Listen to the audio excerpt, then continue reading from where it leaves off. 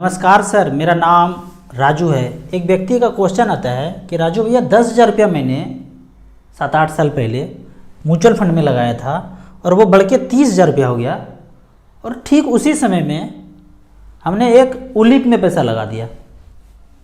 10,000 रुपया करके 3 बार दिया, 30,000 रुपया और निकाले थे ना, मतलब बहुत पहले निकाल लिए थे, 3-4 साल के बाद निकाल लिए थे ये वाला पैसा, तो मात्र 25,000 रुपये मिला था। ये वाला पैसा छोड़ दिए थे तो बढ़ के मिला। तो ये कम कैसे हो गया और ये बढ़ कैसे गया, इसके बारे में बताइए। तो डॉक्यूमेंट्स जब पढ़ेंगे ना, जब ये वाला आएगा अदर देन म्यूचुअल फंड का, जब डॉक्यूमेंट्स आएगा ना, म्यूचुअल फंड का डॉक्यूमेंट्स 1 पेज का आएगा, स्टेटमेंट बोलते हैं उसको। और अदर देन जो म्यूचुअल फंड लेंगे ना, उसमें दस्तावेज ऐसा आएगा ना, लिखा हुआ छोटे छोटे अक्षर में। मुझे लगता है जिसने उसको छापा है, जिसमें उसमें वो लिखा है, वो खुद नहीं बता पाएगा कि उसमें क्या क्या लिखा हुआ है, कौन बनाया है। किसी से भी भारत में पूछ लेंगे उसका क्या मतलब है एक एक करके, तो मैं सच बोल रहा हूँ वो नहीं बता पाएगा। साधारण आदमी को तो बात ही छोड़िए। मैं बहुत बार पढ़ने का कोशिश किया, हमारे समझ में तो नहीं आया। किसी को समझ में आए तो कमेंट सेक्शन में ज़रूर लिखिएगा कि उसके दस्तावेज में जो 20 पेज का है उसमें लिखा क्या क्या है। अंग्रेजी में हो, हिंदी में हो, कैसे भी हो, समझाने का कोशिश कीजिएगा। तो यहाँ पे मैं ये समझाने का कोशिश कर रहा हूँ कि म्यूचुअल फंड में पैसा लगाया तो बढ़ गया, अदर देन म्यूचुअल फंड जहाँ भी लगाया तो नुकसान हो गया। तो इसको ऐसे समझिए, आपने 2 खेत खरीदा, मतलब है आपके पास खेत ऑलरेडी। अब भोली करने के लिए फंड मैनेजर को लगा दिया, यहाँ भी लगा दिया, यहाँ भी लगा दिया कि भाई हमारा खेत है, इसको तुम देखो, आम का पेड़ लगा हुआ है, इसको तुम देखो, जो मुनाफा होगा हमको दे देना।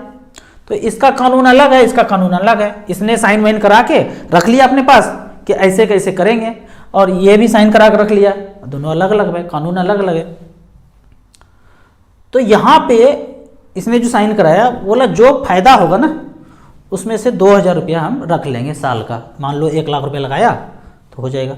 तो आम ना बिका, साल के अंत में 1,20,000 का आम हो गया, लहला के आम हो गया, इधर भी हुआ उधर भी हुआ। 1,20,000 में से 2,000 रुपया भोली करने के लिए वो किसान को, फंड मैनेजर को मिल गया। बाद में कितना बचा? 1,18,000 वापस कर दिया।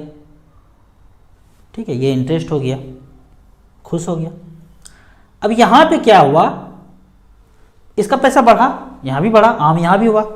बोला हम आम बेच के पैसा नहीं लेंगे, हम पेड़ काट के पैसा लेंगे। एक पेड़ काट दिया, बोला आपको नुकसान होगा, फायदा होगा, मतलब पता नहीं, हम पेड़ काट देंगे।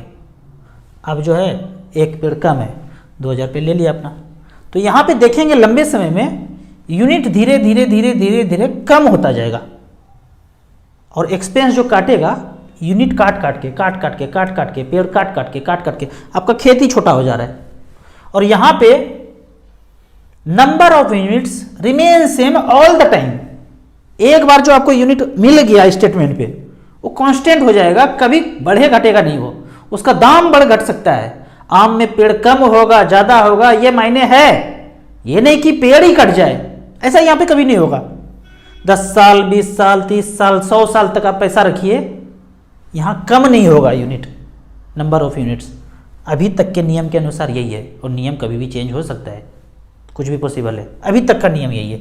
और यहाँ पे नंबर ऑफ यूनिट्स धीरे धीरे धीरे धीरे टाइम टू टाइम कम होता जाएगा, कम होता जाएगा, कम होता जाएगा, और उसी अनुसार में वैल्यूएशन भी कम होता जाएगा, कम होता जाएगा, कम हो जाएगा।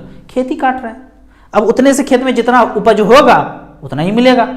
तो ये लफड़ा है, पढ़ेंगे ना उसमें छोटे छोटे अक्षर में लिखा हुआ है, अंग्रेजी स्टार मार्क करके, हिंदी में भी, जो समझ में तो नहीं आने वाला है। आता है तो मुझे बताइएगा। तो क्वेश्चन होगा करना क्या चाहिए, हम साधारण आदमी को करना क्या चाहिए। तो अदर देन म्यूचुअल फंड लिए है ना, तो सब कंपनी को म्यूचुअल फंड भी है और अदर देन म्यूचुअल फंड वाला काम कर ही रहे हैं। सारे पैसे को निकाल के यहाँ ट्रांसफर कर दीजिए। अगर आपके पास 10 साल 15 साल 12 साल 13 साल 18 साल 20 साल टाइम है, पैसे का जरूरत नहीं है, सारा पैसा यहाँ का निकाल दीजिए। फिर क्वेश्चन आएगा, अगर आपके पास 1 साल 2 साल 3 साल 4 साल हो गया है, बंद कीजिए, सारा पैसा को यहाँ ट्रांसफर कर दीजिए। SBI HDFC ICICI जितना भी है सब वो भी चलाते हैं, ये भी चलाते हैं, सब ट्रांसफर कर दीजिए। आप कहेंगे बहुत लॉस हो रहा है, 50,000 से 1 लाख के बीच नुकसान हो रहा है। ये नुकसान धीरे धीरे बढ़ता जाएगा। यदि आपने पूरे टर्म चला दिया, 15 साल 20 साल चला दिया, तो ये नुकसान 8 से 10 लाख होगा, आने वाले दिनों में बढ़ता जाएगा नुकसान। तो बेहतर है कि 50,000 से 1 लाख दिल पे कलेजा पे पत्थर रख के बोले भाई ठीक है, जो हुआ हुआ, सीख गए नुकसान के बाद, यहाँ पे ट्रांसफ़र कर देंगे, ये वाला लॉस से बच जाएंगे। अच्छा, किसको नहीं करना चाहिए सरेंडर, बंद नहीं करना चाहिए? अगर मैच्योरिटी में 2 से 3 साल बचा हुआ है, अगले साल है राजू भैया, चला लीजिए। 2 साल बचा हुआ है, 3 साल बचा हुआ है, 5 साल से ज़्यादा बचा हुआ है, तो निकाल के पैसा ट्रांसफ़र कर दीजिए।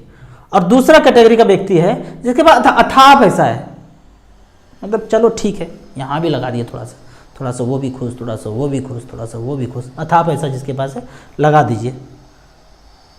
फिर आप में से एक आदमी पूछते हैं कि राजू भैया बताइए, हमारे पास 20 लाख रुपया है, कहाँ लगा दूँ?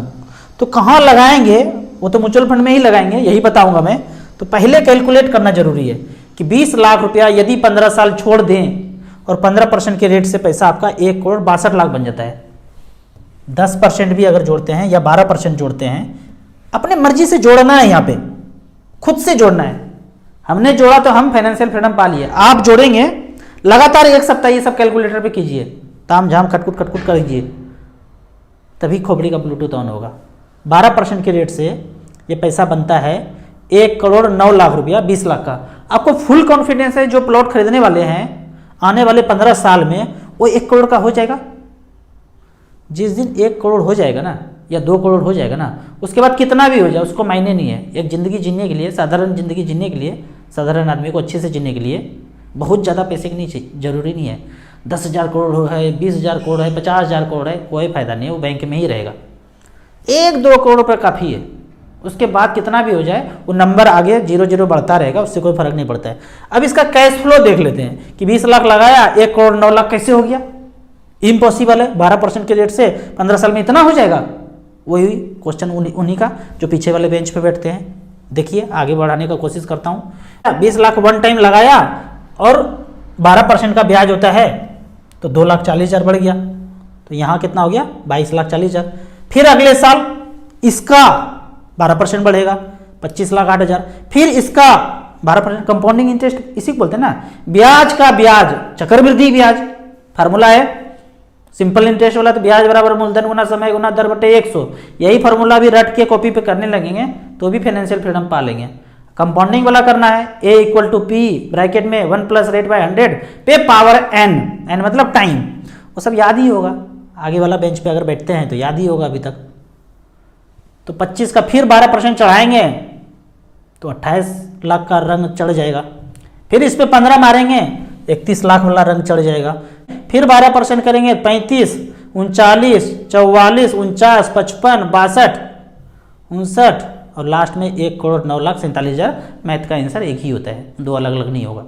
आप भी करेंगे, आंसर एक होगा यदि सही किया होगा तो 12% से कितना होगा, 13 से कितना होगा, 14 से कितना होगा, करके देख लीजिए। आपको लगता है, सोच के देखिए, वो प्लॉट लिए थे तो उतना हो गया, जिसने लिया था उसका हो गया, हाँ यहाँ पे हो गया, सबका हो गया, वहाँ भी लिया तो वहाँ हो गया, नहीं वो तो डूब गया, वो डूब गया, उसमें तो रेल का पटरी गुजर गया, उसमें तो रोड गुजर गया, वो तो तोड़ दिया, 1 आदमी 2 आदमी का हो गया। तो ऐसे करके सोचना है आपको। इसी तरह म्यूचुअल फंड के बारे में और कुछ जानना है, इन्वेस्टमेंट के बारे में जानना है तो इस नंबर पे मुझे व्हाट्सअप कर सकते हैं। आपको म्यूचुअल फंड में इन्वेस्ट करना है तो दिए हुए ऐप में रजिस्ट्रेशन करने के बाद हमसे डायरेक्टली जुड़ सकते हैं। ऐप का और मेरे सर्विस का लाइफ टाइम कोई चार्ज नहीं है। वीडियो अच्छा लगता है तो व्हाट्सअप यूनिवर्सिटी में दोस्तों को भी इसे जरूर शेयर करें। यूट्यूब पर देख रहे हैं तो लाइक एंड शेयर जरूर करें। Thank you so much.